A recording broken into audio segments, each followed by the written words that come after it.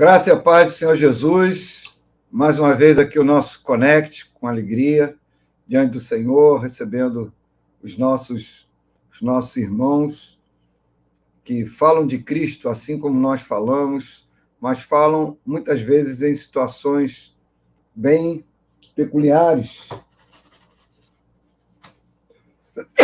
Desculpem. Às vezes em outros países, às vezes fazendo coisas mesmo dentro da nossa nação, mas coisas que extrapolam a nossa cultura conhecida como uma cultura brasileira, daquela brasileira, europeia, portuguesa, etc. E hoje a gente vai receber uma pessoa muito especial, que com certeza vai falar a nossa vida, ao nosso coração, vai nos abençoar. Daqui a pouquinho você vai receber esse irmão. Nós somos o Connect da Igreja Presbiteriana Betel, aqui no Rio de Janeiro. Fica no Corredor Esportivo, na Avenida do Magistério 611. Você é o nosso convidado, se estiver por aqui, viu? Deus abençoe a sua vida. Vamos ler um texto bíblico, como gostamos de fazer, lembrar sempre da palavra do Senhor. A palavra de Deus, no Salmo 32, vai dizer assim: como é feliz aquele que tem suas transgressões perdoadas e seus pecados apagados. Como é feliz aquele a quem o Senhor não atribui culpa e em quem não há hipocrisia. Enquanto eu mantinha escondidos os meus pecados, o meu corpo definhava de tanto gemer, pois dia e noite a tua mão pesava sobre mim, minhas forças foram se esgotando como em tempo de seca. Então, reconheci diante de ti o meu pecado e não encobri as minhas culpas. Eu disse: confessarei as minhas transgressões ao Senhor, e tu perdoaste a culpa do meu pecado. Portanto, que todos os que são fiéis orem a ti enquanto podes ser encontrado. Quando as muitas águas se levantarem, elas não os atingirão. Tu és o meu abrigo. Tu me preservarás das angústias e me cercarás de canções de livramento. Que lindo, hein, gente? Eu o instruirei e ensinarei o caminho que você deve seguir. Eu o aconselharei e cuidarei de você. Não sejam como cavalo ou burro, que não têm entendimento, mas precisam ser controlados com freios e rédeas. Caso contrário, não obedecem. Muitas são as dores dos ímpios, mas a bondade do Senhor protege quem nele confia. Alegrem-se no Senhor e exultem, vocês que são justos. Cantem de alegria, todos vocês que são retos de coração. Que bênção, hein? Que coisa linda! Que salmo lindo! Louvado seja o Senhor. A gente se alegra na presença de Deus e se coloca diante dele nessa noite para que ele fale ao nosso coração e a gente seja alegrado com a sua presença diante de nós. Louvado seja o nome do Senhor. Tem uma canção que vai falar uma coisa linda aqui, como o Salmo fala. Hoje é tempo de adorar, hoje é tempo de cantar, de louvar o nome do Senhor. Hoje é tempo de louvar a Deus.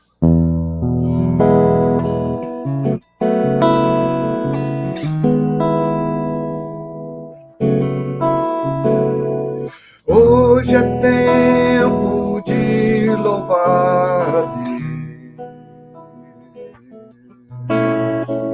Em nós agora habita o seu Espírito.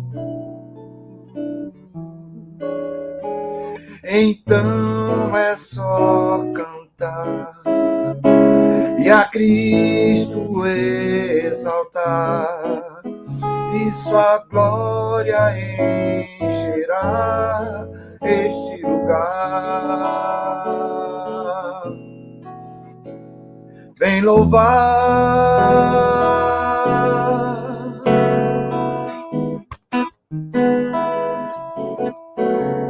vem louvar,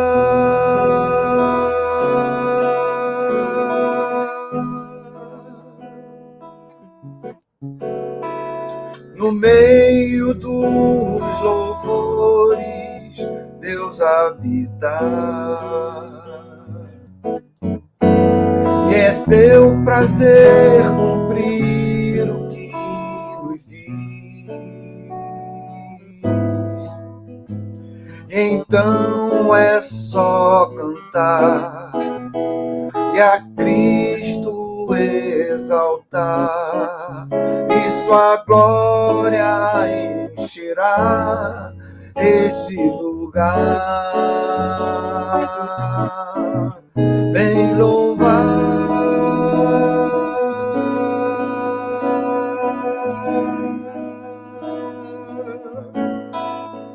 vem louvar,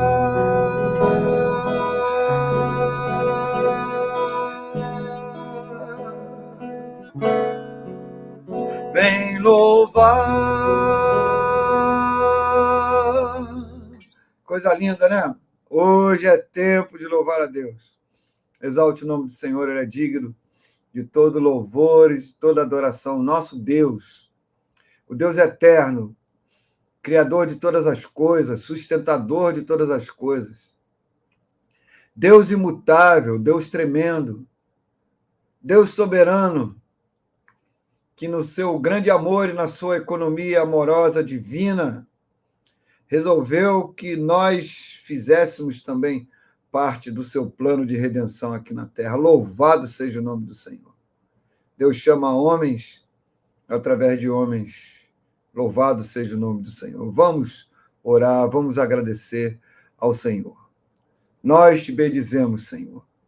Tu és o nosso Deus, Deus de toda graça, Pai de toda misericórdia, de toda consolação. Deus que nos ama, que nos conhece bem, que nos chama pelo nome. Deus maravilhoso, Deus redentor.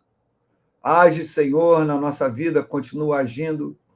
Nessa noite, quando estamos tratando dessa obra missionária, essa obra linda que o Senhor faz, de chamado, de redenção social, de mudança de vidas e estruturas, para a glória do Senhor.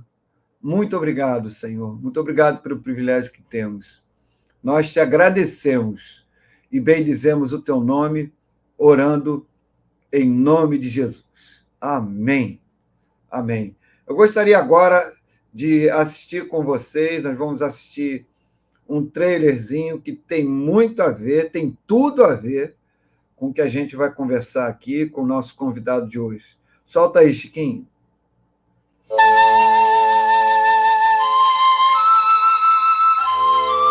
A cultura indígena brasileira é linda e exuberante. Mas algumas etnias ainda matam seus bebês quando nascem filhos de mães solteiras, gêmeos e com deficiência física ou mental.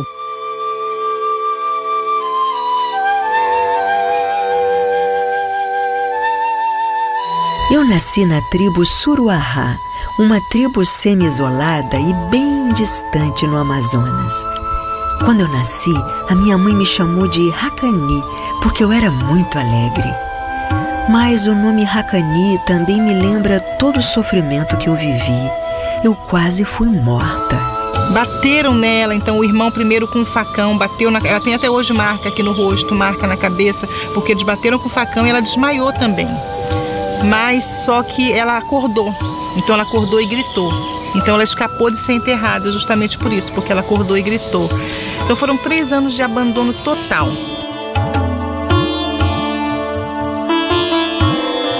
Por que bebês continuam sendo sacrificados se a Constituição brasileira protege a vida de todas as crianças? E por que a Lei Moadi está parada no Senado se essas crianças precisam viver?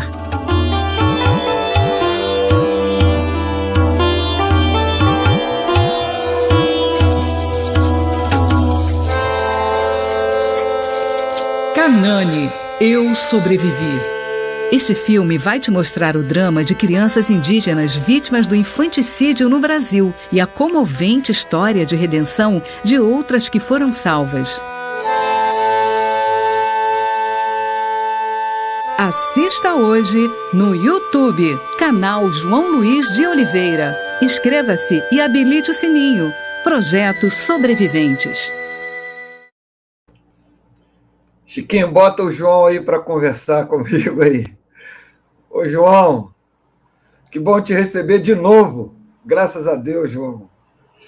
Que bom, pastor. Para mim é uma alegria estar aqui. Pois é. A outra vez que nós conversamos, você falava dessa produção que estava no seu coração, Deus colocou no seu coração, e você, como servo do Senhor, aí sonhando com essa possibilidade de fazer o documentário saiu, graças a Deus, né, João? A gente sabe de... Conta um pouco para a gente como é que foi produzir, as emoções aí ligadas a isso, quais foram as dificuldades enfim, como foi esse processo de criação e, ao mesmo tempo, de criação e um processo que tem como proposta a redenção de gente, né, João? Fala para a gente. Então, é uma alegria estar aqui, enorme, compartilhar com vocês. Quando eu descobri essa questão do infanticídio e do assassinato de crianças, porque não é só o infanticídio. Interessante que depois que o filme estreou, eu tenho estudado mais, estou aprendendo mais coisas ainda sobre o tema infanticídio indígena. A gente chama tudo de infanticídio, mas eu tenho aprendido que o que acontece entre os indígenas não é muito diferente do que acontece entre os não indígenas na cidade, né? Às vezes é assassinato de criança, porque o infanticídio é considerado quando é o estado puerperal da mulher, né? Assim que ela tem a criança, né? Algumas têm determinadas crises emocionais, enfim, e acabam querendo matar o bebê. E algumas matam o bebê. Isso é considerado infanticídio, né? Mas quando na questão do indígena mesmo, não é porque ela está tendo uma crise querendo matar o bebê. Na maioria das vezes, as etnias que ainda praticam, é importante dizer que não são todas as etnias que ainda praticam infanticídio no Brasil. Nós temos cerca de, acho que, entre 200 e 250 etnias diferentes no Brasil, e parece que 20 delas que ainda praticam, né? Mais ou menos 20, uma pesquisa feita alguns anos atrás mostrou isso. E o que acontece é que, normalmente, a criança é morta por uma questão chamada por alguns de questão cultural ou tradição, né?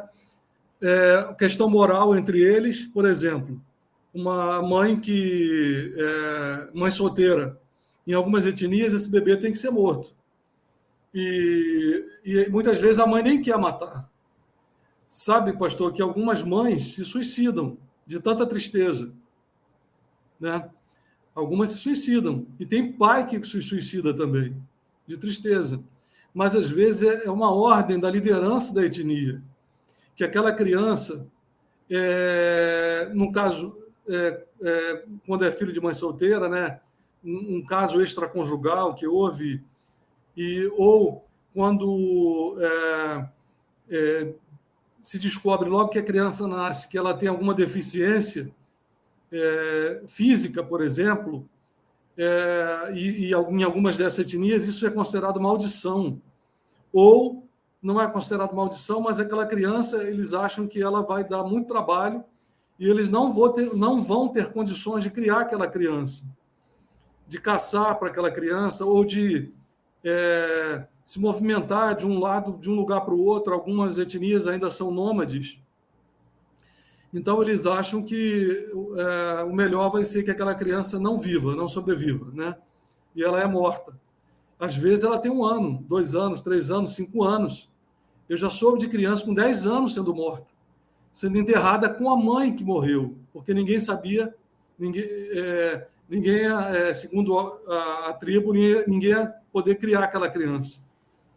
E, às vezes, uma criança com deficiência. Então, quando eu soube dessa questão, em 2009, eu estava no meu último ano de faculdade de cinema, no Rio de Janeiro, e eu levei um impacto muito grande. E eu não pensei de imediato de fazer documentário, filme, nada. Foi no início do ano, um casal de missionários, de amigos, inclusive presbiterianos, o André e a Marcele. O André agora voltou, depois de 15 anos trabalhando entre os indígenas, agora vai ser pastor da Igreja Presbiteriana da Barra, no Rio de Janeiro, né? André Aureliano, muito meu amigo, médico, servo de Deus, a Marcele também, esposa. E eles me deram de presente um filme da história da Racani, que seria morta. Ela era um filme que foi feito com indígenas atores, né? Interpretando a história dela. Eu levei um impacto muito grande quando eu soube da história dela e de outras crianças. E aí, no final do ano que eu ia me formar, eu resolvi fazer. Eu entendi que foi direção de Deus, eu orei. Eu podia fazer sobre qualquer tema, sobre qualquer filme, sobre qualquer vídeo. Eu não pensei de imediato em fazer um tema infanticídio. Não passou na minha mente isso. Eu tinha preparei um tema e não consegui alegria com aquele tema e já tinha sido aprovado o TCC e eu pedi para mudar para o segundo tema. A mesma coisa, era Deus tocando no meu coração, eu não sabia. E eu já tinha o segundo tema que já tinha sido aprovado, eu falei com a professora, olha, eu não tenho vontade de fazer mais esses temas.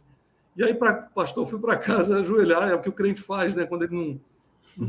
O que eu vou fazer agora? Pede direção a Deus, que ele dirige, né? Nos orienta, a Bíblia diz isso, né? Mas era um propósito de Deus. Eu nunca imaginei que hoje, 10 anos, 11 anos depois, eu estaria falando em tantos lugares, dando entrevista em programas em vários canais e jornais, vários jornais diferentes, como o Jornal Globo. O Jornal Globo fez meia página sobre a matéria. Agora quando foi lançado o filme. Então, eu ajoelhei, falei, Senhor, o que eu faço? Quando eu entrei nessa faculdade, eu consagrei a Ti a minha vida, para eu fazer a Tua vontade na faculdade. E aí veio na minha mente o filme. E aí veio uma paz muito grande eu falar sobre esse filme. Então, resumindo, eu não sabia o que era aquilo. O que eu fiz foi obedecer a Deus e mostrar o trabalho de homens e mulheres que estão lá na selva, em alguns lugares semi-isolados ou isolados, ou semi-isolados, como a história do filme, que é a etnia Suruahá, uma etnia semi-isolada, e o casal de missionários, Edson Suzuki e Márcia Suzuki, também são etnolinguistas, foram para lá levar o evangelho e também estudar a língua daquela tribo, estudar a tribo também, né? Aquela etnia. E Deus usou eles para que salvassem a Kanani Racani, né? O nome dela era Racani. Depois de que ela saiu da tribo, os Suruahás têm o hábito de mudar de nome, né? E ela, quando já estava nos Estados Unidos, depois eu conto melhor, só para entender o título, né? Depois, já entre os nativos do Havaí, indígenas também, eles deram um novo nome para ela, que é o Kanani, que significa a beleza de Deus.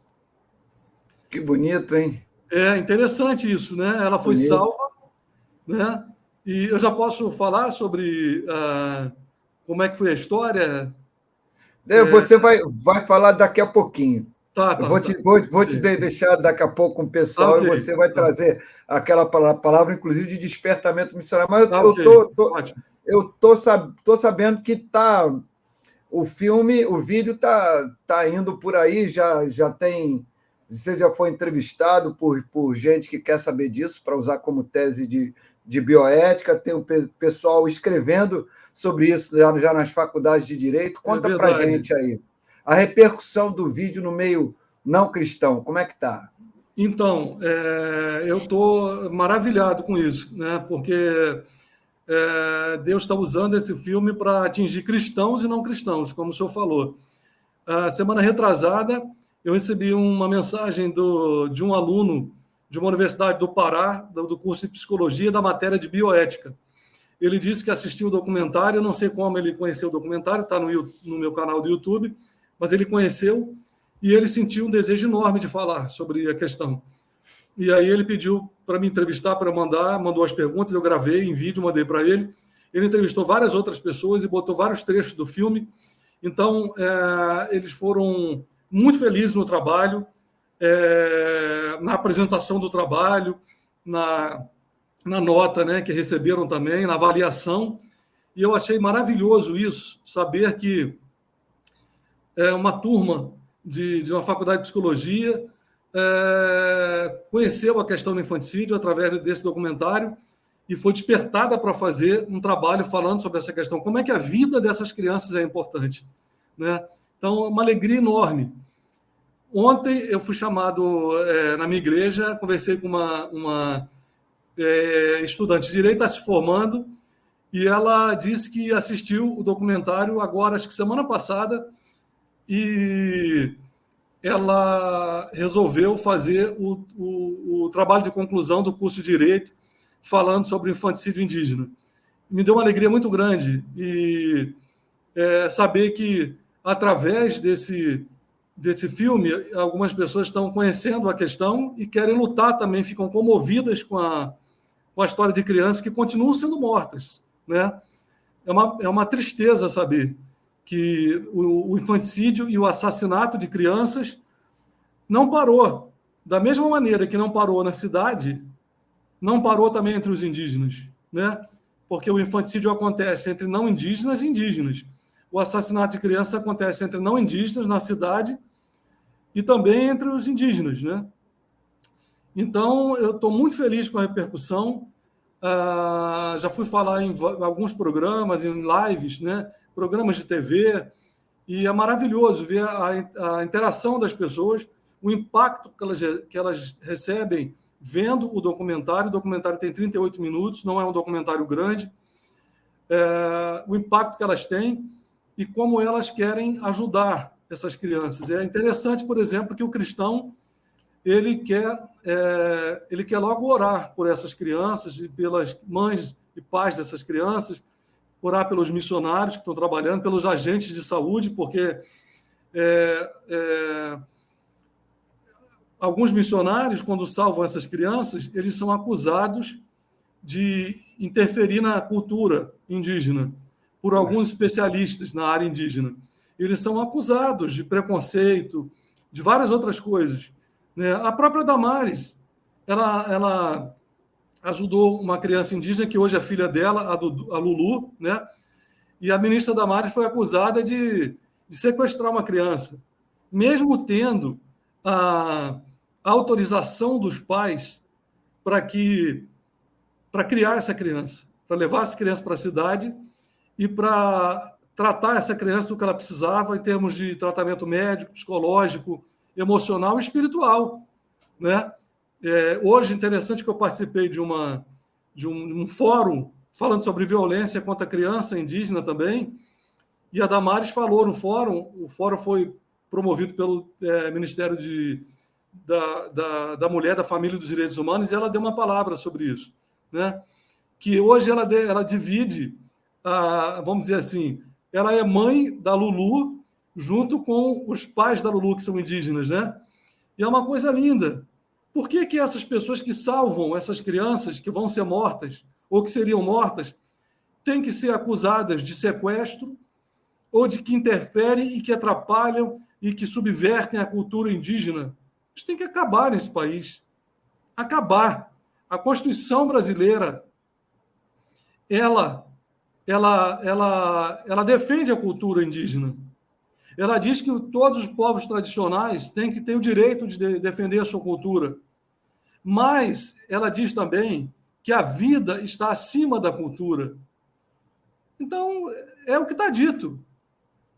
Pode existir cultura? Eu vou fazer uma pergunta que eu me faço desde que eu conheci a questão do infanticídio.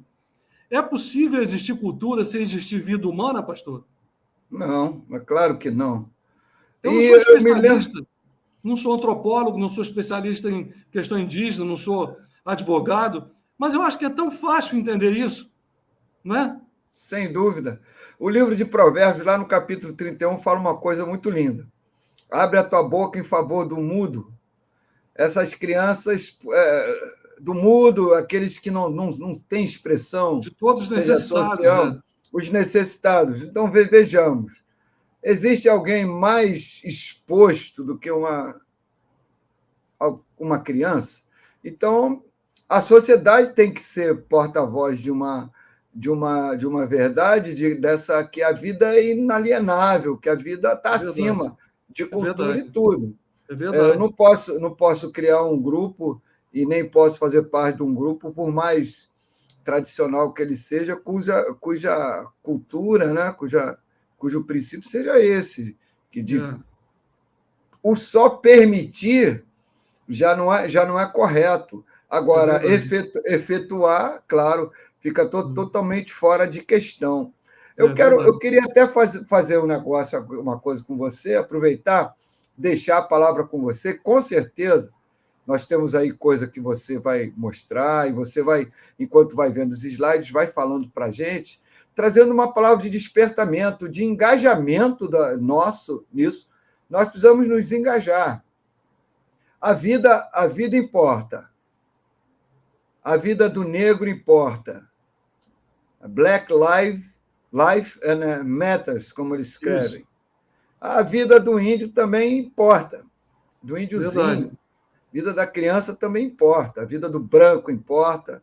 Não existe esse negócio de cor, não existe etnia. A vida está acima. A vida é supracultural. A vida está acima disso. É verdade. A vida é tudo. Eu queria deixar você aí para você compartilhar e trazer uma palavra de despertamento para a gente aí. Daqui a pouco a gente se vê novamente. Está ótimo. Bom, além da palavra que o pastor citou de Provérbios 31, né? Que é muito importante, essa palavra me tocou profundamente na época, né? Eu fui muito tocado também com uma outra palavra de Provérbios, e eu gostaria muito de compartilhar isso com a igreja, né? Essa live é uma live evangélica, cristã, e eu queria compartilhar que o Provérbios 24, 11 também me tocou profundamente, que diz: salva os que estão sendo levados para a morte. E ele continua dizendo que Deus vai cobrar daquele que souber desse tipo de coisa e não fizer nada. Então, eu acho que a primeira responsabilidade, pastor, irmãos, é da igreja, né? É para nós irmos e pregarmos o evangelho. Eu não sou missionário entre os indígenas. Deus não me chamou para ser missionário entre os indígenas. Mas Deus me deu um dom. O dom, desde pequeno, que eu sempre amei a questão audiovisual. E tinha um sonho, desde pequeno, de fazer filmes. E olha que coisa maravilhosa. Eu só fui fazer a faculdade de cinema com 40 anos, mesmo sendo um sonho desde garoto, adolescente, jovem. Só consegui começar a faculdade com 40 anos. Então, eu queria falar aqui, compartilhar para os irmãos o seguinte. Isaías 64 diz assim: porque desde a antiguidade não se viu, nem com os ouvidos se percebeu, nem com os olhos se viu, Deus além de ti, que trabalha para aquele que nele espera. Deus me surpreendeu. Eu já estava com 40 anos. Eu não sabia que eu ia ter mais a oportunidade de realizar um sonho, que era fazer uma faculdade de cinema. Eu não acho que para fazer cinema tem que fazer faculdade, mas o que eu quero dizer é generalizar que os sonhos que Deus deu a você, que está me ouvindo, está me vendo, aqueles sonhos que são para o reino de Deus, aqueles sonhos que são importantes para a edificação do reino de Deus na sociedade, Deus pode concretizar esses sonhos, realizar esses sonhos, como aconteceu comigo. Então, ele fala lá, salva os que estão sendo levados para a morte. Qual é o dom? Eu queria fazer uma pergunta agora. Eu estou conversando, não é uma pregação, Mas eu queria fazer a pergunta, porque eu fui perguntado durante muitos anos nas igrejas, né, em livros que eu lia, até hoje sou questionado nas pregações que eu ouço e nos livros que eu leio, né, o que eu vou fazer com o dom que Deus me deu? Deus me deu o dom de filmar. Eu amo pegar uma câmera e filmar. E eu amo editar também. Depois que eu filmei, eu gosto de pegar o filme, os vídeos que eu filmei, e editar. E construir uma narrativa, criar uma mensagem através do que eu filmei. E você? O que você tem feito com o dom, com os talentos, com a vocação que Deus tem te dado? Você é médico, você é médica, você é enfermeiro, enfermeira, você é artista, é músico, ou não é nada disso, é alguma outra coisa. Mas você, acima de tudo, é cristão.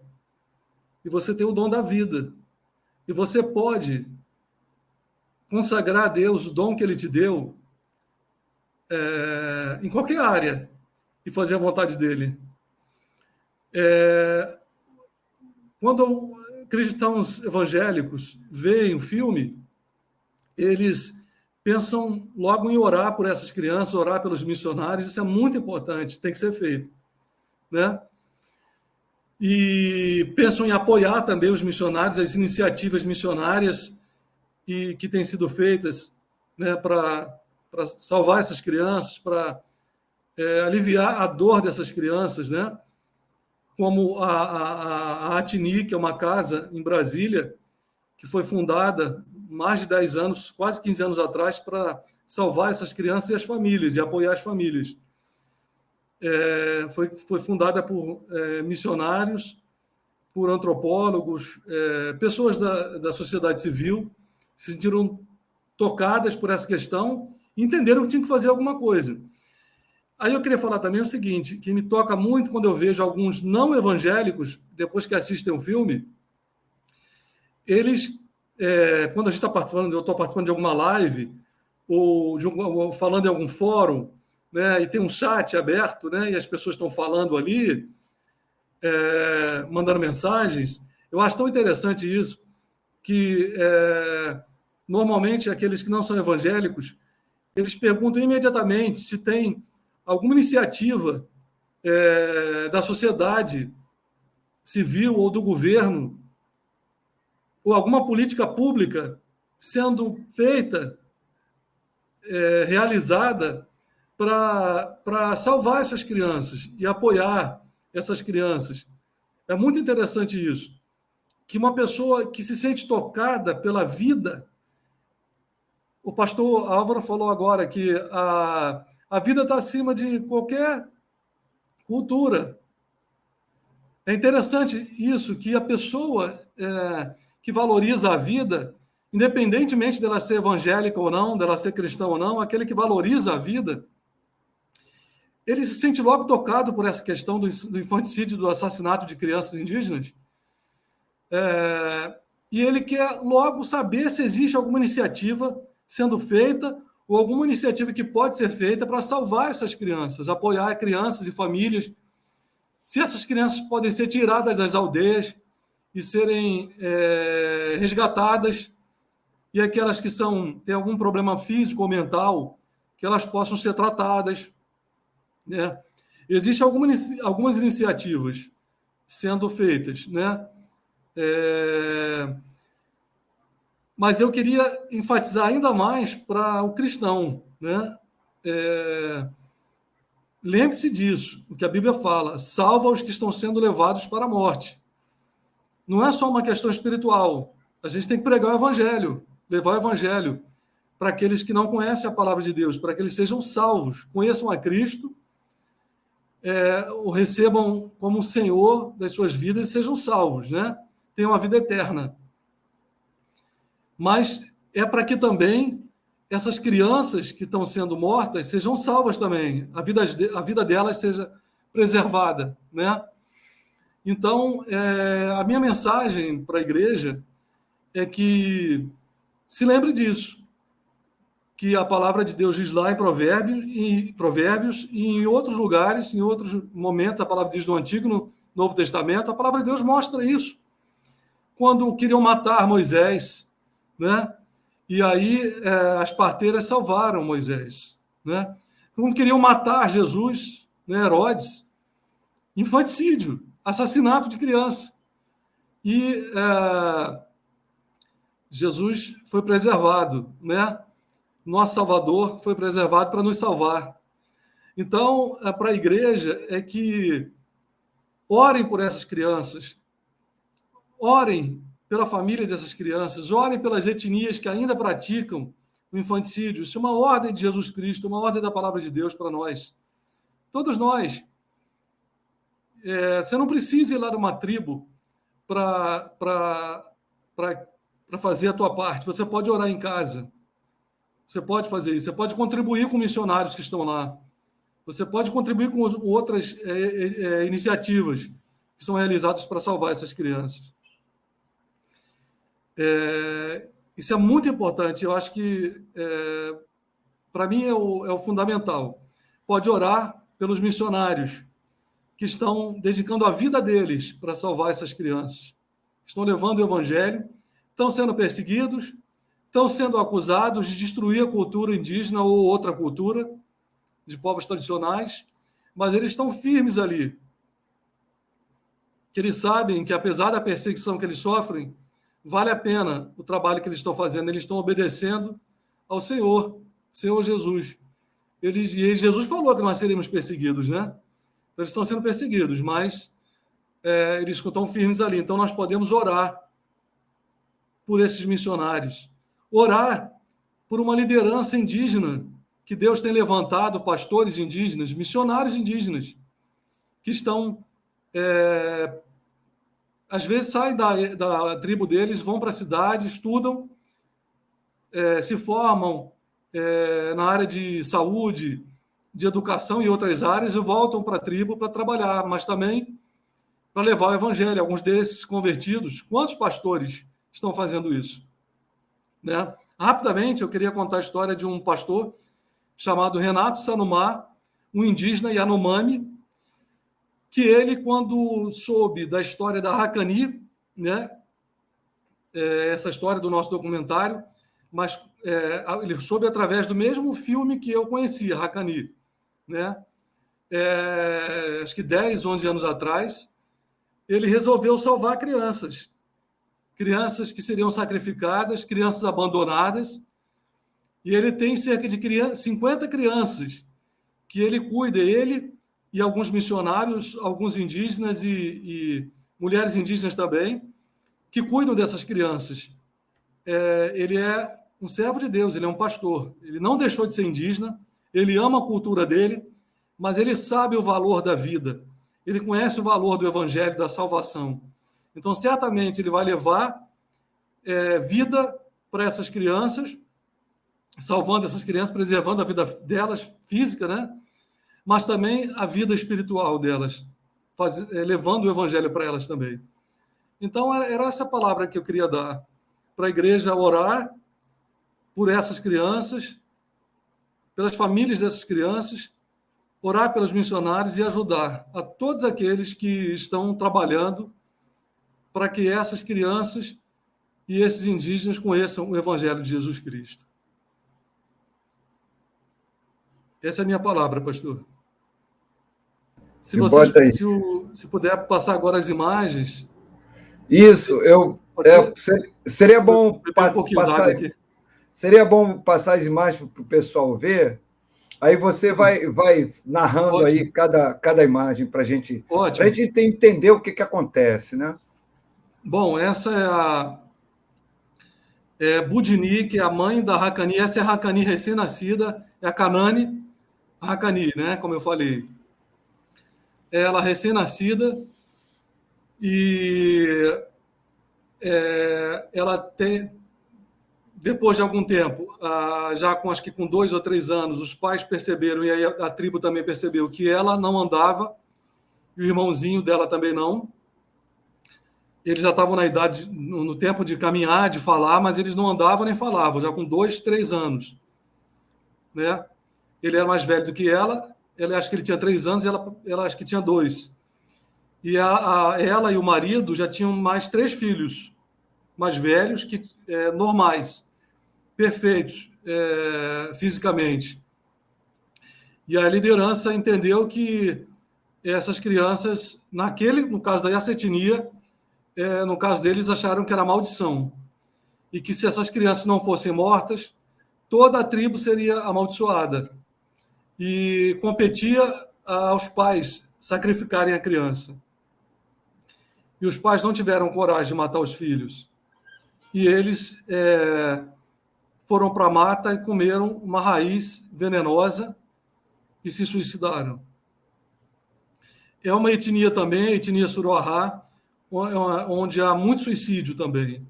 Às vezes, por questões emocionais, por tristeza, por vergonha, eles vão lá e pegam o timbó, essa raiz venenosa, e morrem.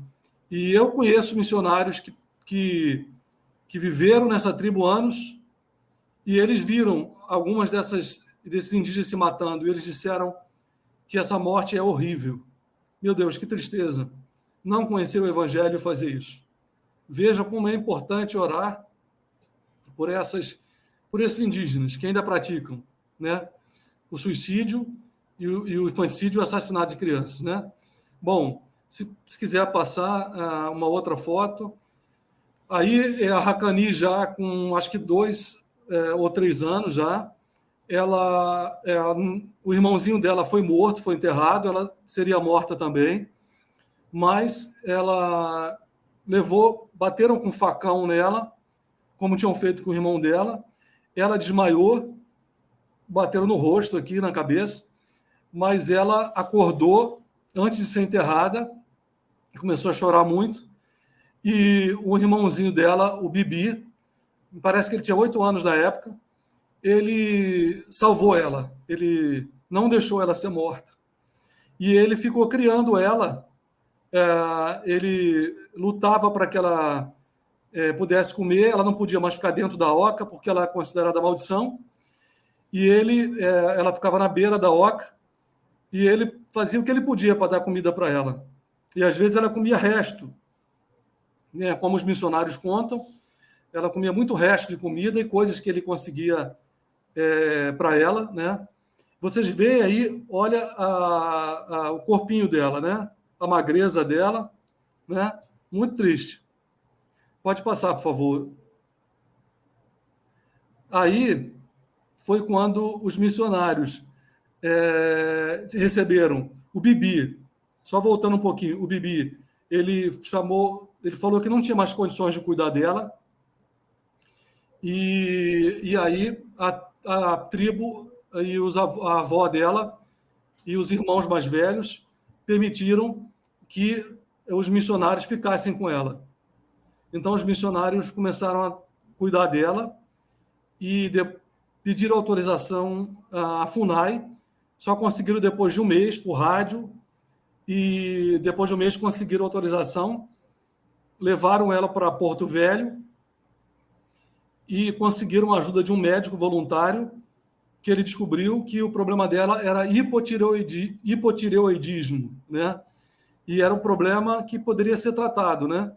E aí, olha, é pouquinho tempo que ela já estava fora da tribo, olha só a diferença dela, como ela já estava gordinha e sorrindo, né? O amor dos missionários por ela e o tratamento médico fez um bem maravilhoso, tremendo para ela, e ela já estava começando a crescer, começando a andar, começando a falar. E pode passar, por favor. Vamos ver a outra foto. Aí ela ainda estava na tribo, né? Veio o estado dela, né? Terrível, muito triste. E só lembrando que algumas crianças ainda estão vivendo isso. Hoje a gente está conversando aqui, e, infelizmente, algumas crianças continuam sendo mortas e tratadas dessa maneira em algumas etnias, né? A gente não está aqui para acusar essas etnias, mas para pedir às autoridades que façam alguma coisa, porque essas autoridades podem fazer alguma coisa. A Lei Moadi, por exemplo, está lá parada no Senado. Ela foi aprovada no Congresso em 2015, o PLC 119/2015, e agora está lá no Senado. E tá, desde 2009, a relatoria é do senador Marcos Rogério, que é evangélico. Então, vou tomar liberdade aqui, pastor, de falar nessa live. Por favor, se você tiver contato com o Marcos Rogério, alguém que estiver nos ouvindo, ou puder entrar lá no Senado, senador Marcos Rogério, é só entrar no Senado e procurar, botar o nome lá, digitar senador Marcos Rogério, você vai ter o e-mail dele, o telefone dele, manda um e-mail respeitoso para ele, pedindo, senador Marcos Rogério, que tire esse projeto de lei Moadi da gaveta. Tem um telefone lá, liga para o senador Marcos Rogério, peça para ele, por favor, colocar essa lei em votação. Essa aí é a Moadi. Por que a lei se chama, o projeto de lei se chama Moadi? Porque a Moadi era da mesma etnia, mesma tribo, Suruahá, que a Hakani. O nome da filhinha dela é Iganani, que ela está carregando a filhinha dela aí na foto. Ela também, a Iganani, nasceu com uma paralisia cerebral, e a etnia achou que ela era amaldiçoada e pediu para ela matar. E ela falou, não vou matar minha filha, não vou. E ela conseguiu, com a ajuda da Atini, essa ONG em Brasília, fundada por missionários e a sociedade civil, ela conseguiu ajuda para sair da tribo, ela salvou a filhinha dela. E ela recebeu o tratamento, a filhinha dela foi tratada naquela instituição Sara Kubitschek, né? Em Brasília, e hoje elas estão em Porto Velho, Rondônia, né? E a filhinha dela, a Iganani, que tinha acho que 1 ano ou 2 aí, já está agora com mais ou menos 20 anos de idade, né? E essa lei precisa ser aprovada, porque essa lei ela vai ajudar a criar políticas públicas para que essas crianças, para facilitar o resgate dessas crianças, e se a mãe ou a família quiser ajudar a continuar com a criança vai poder ser levada para um lugar seguro, junto com a família, com os pais, ou com a mãe, ou com outras pessoas da família responsáveis por essa criança, para que ela seja tratada e salva. Se ela puder depois voltar para a etnia, senão ela não correr risco de vida, ela pode ser, a lei diz isso, que ela pode voltar para a tribo dela, mas se ela correr risco de vida, ela não vai voltar. Ela vai ser colocada para adoção, ou por alguma família indígena, ou por uma família não indígena, né? A prioridade é para uma família indígena primeiro. Se não tiver, ela pode ser adotada por uma família indígena, porque hoje, pastor, é dificílimo um não indígena adotar uma criança indígena. A legislação dificulta, né? Eu conversei agora há pouco tempo com um enfermeiro que trabalha com os indígenas e Yanomamis, e ele resolveu adotar uma criança indígena que não tinha mais pai nem mãe, o pai foi morto, e a mãe foi levada para uma outra etnia. Não foi caso de infanticídio, foi um outro caso de violência entre uma tribo e outra. A tribo inimiga matou o pai e levou a mãe para ser esposa de uma outra etnia. A criança ficou 1 ano, tadinha, sofrendo. E esse enfermeiro resolveu adotar essa criança. Ele levou 7 anos, uma criança que precisava de pai e mãe. Eles levaram 7 anos para conseguir a adoção dessa criança. Então, uma das coisas que essa lei faz é descomplicar isso, é agilizar esse processo, né? Ainda dá tempo de ver alguma outra foto? É possível? Dá sim. Olha, aí, olha que coisa linda. É a Hakani, já adolescente. Olha que coisa linda. Ainda com a marca do facão, não sei se dá para ver. Ficou a marca. Do lado aqui do rostinho, né? Do lado direito, ela tem a marca ainda do facão ali embaixo do olho, tá vendo? E Deus salvou a vida dela, ela é um milagre. Deus tinha um propósito para salvar essa criança, para ela servir de exemplo para outras crianças e outras famílias. Esses missionários que foram acusados, tão acusados no Brasil, pastor, eles tiveram que sair do Brasil. Olha aí, casal, Edson Suzuki e Márcio Suzuki. Eles moram nos Estados Unidos. Deus é tão maravilhoso que eles trabalharam depois com indígenas do Havaí, trabalharam com indígenas do Arizona, e hoje ela é reitora, da faculdade da Jocum, da Califórnia. Deus honra aqueles que servem a ele. Olha que coisa linda. Hope, lá nos Estados Unidos, né?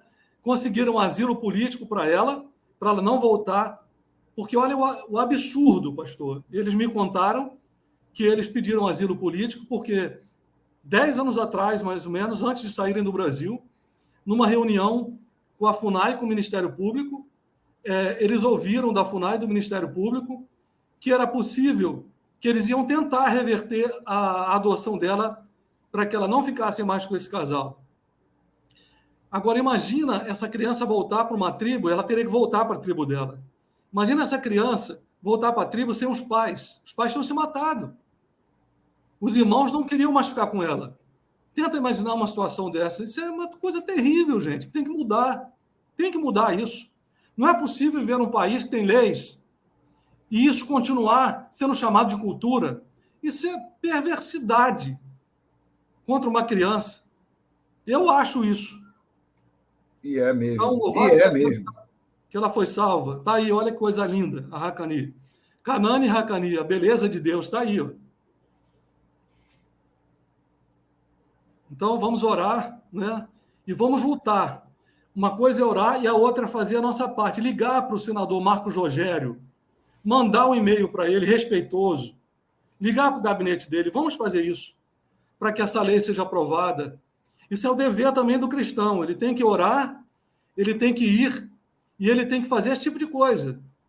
Diferença na sociedade, né? E nesse momento é extremamente importante a participação do cristão dessa forma, ligando para lá para o Senado.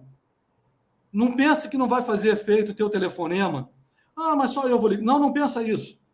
Pensa que você vai ligar e Deus vai usar o teu telefonema ou o e-mail que você mandar para tocar o coração do senador Marcos Rogério, um servo de Deus, e ele vai tirar aquela lei da gaveta e vai botar aquela lei para ser voltada. São 14 anos aquela lei no Congresso.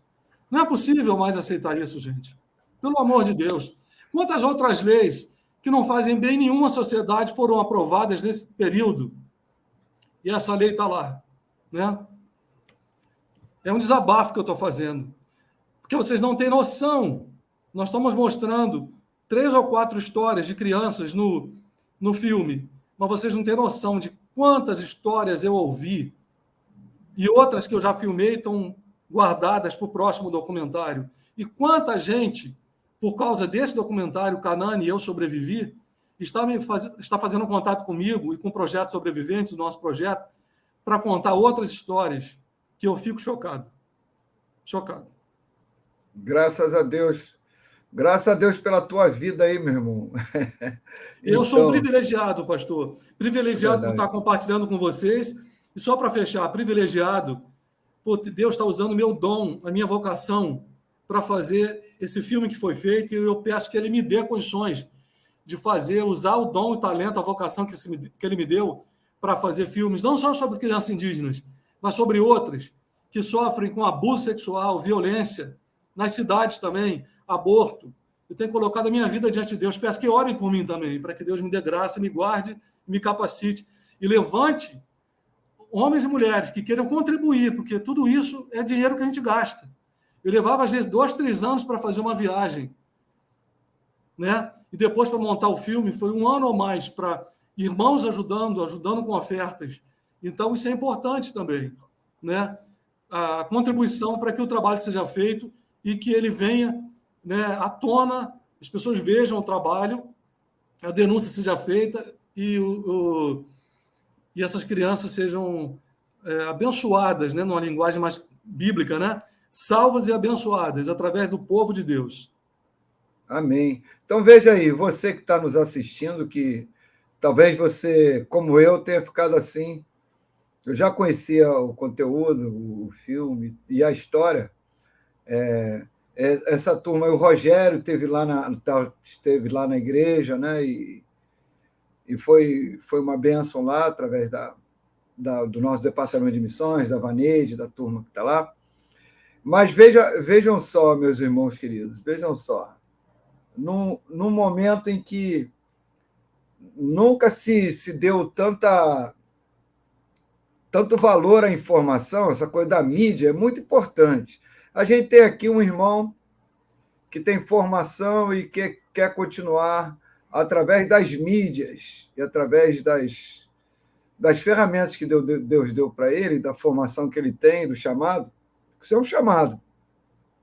E quer continuar o trabalho. Eu queria que você... Não é o único propósito aqui nosso, mas também é nosso propósito, dar oportunidade para aquelas pessoas que querem participar de alguma forma, orando e contribuindo, divulgando. Olha, pega esse filme aí,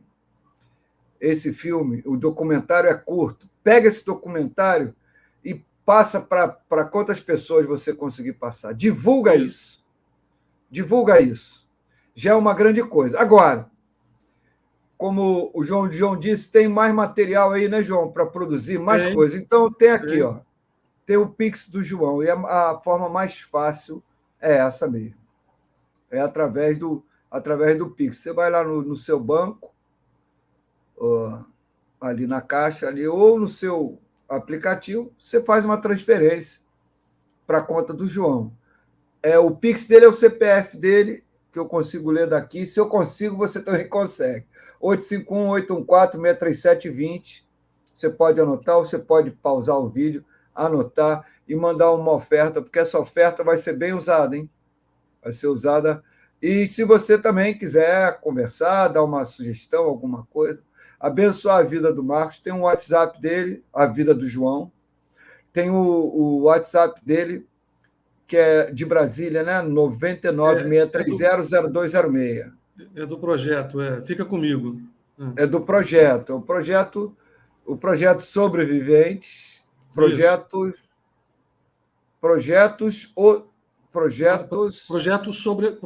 Sobreviventes. O e-mail é Projeto Sobreviventes. Isso. Projeto Sobreviventes. Tudo junto.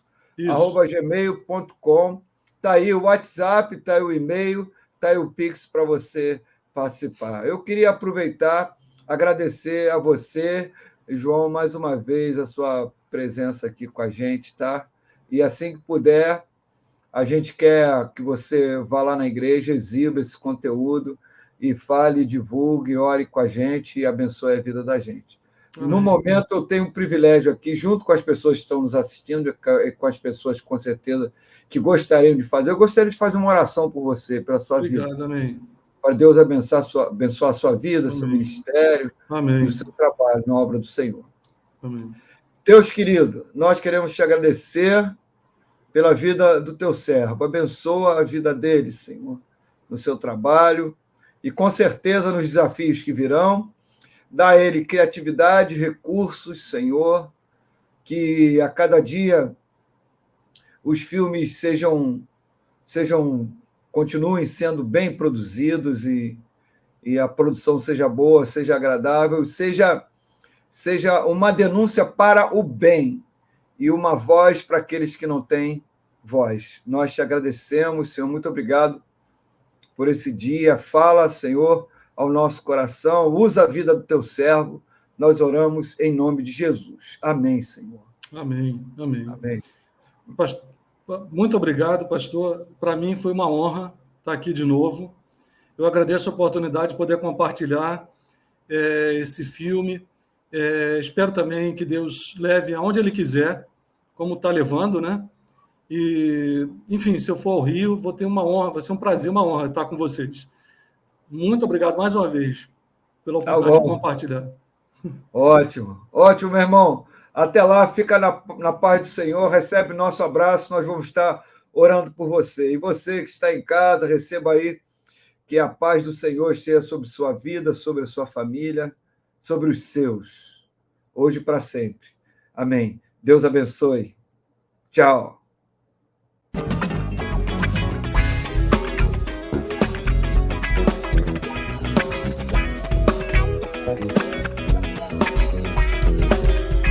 Que o Senhor te abençoe e te guarde, que o Senhor faça resplandecer sobre ti o seu rosto, em todos os caminhos te faça vencer. Que o Senhor te abençoe.